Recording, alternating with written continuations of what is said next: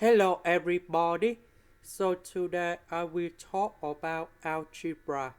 The topic today is about find the sum of the series in here. So now I will show you how to answer.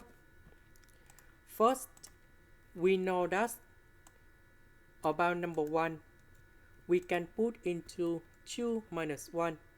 This one we put about 3 minus 2.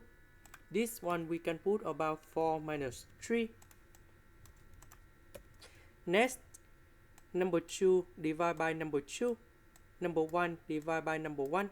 So we will have about 1 minus 1 over 2. Number 3 divided by number 3. Number 2 divided by number 2. So this one we will have about 1 over 2 minus 1 over 3.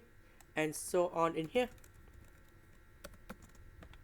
Until we have 1 over n minus 1. And we have negative 1 over n. Next, we know that negative 1 over 2 plus 1 over 2, they will cancel. Similar for this one.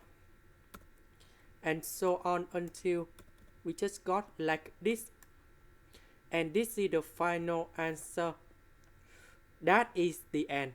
Thank you for watching.